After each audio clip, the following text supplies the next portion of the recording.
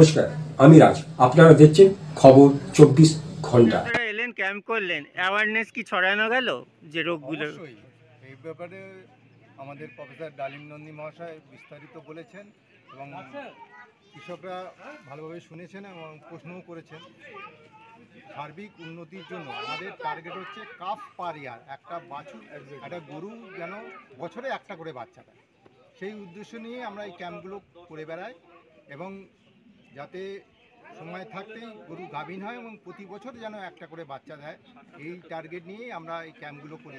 আমরা এখানে দেখলাম অনেক ভালো ভালো বকনা তারা এখনও ডাকেনি, সেটা মেসেজ করে দেওয়া হলো, তার কি অসুবিধা আছে সেটা দেখা হলো, তার ওষুধপত্র দেওয়া হলো। এবার পরবর্তী ক্ষেত্রে আমাদের এখানকার যে ডাক্তারবাবু কমল সিনহা, উনি ব্যাপারটা দেখবেন, কারণ আমরা তো রোজ আসতে পারবো না, সেটা ফলো আপ উনি করবেন এবং আশা করি তাতে উপকৃত হবে। উপকৃত হবেন। আচ্ছা, আপনার নাম? আমি ডাক্তার জয়জিৎ মিত্র, প্রাণী চিকিৎসক, রাজ্য প্রাণী।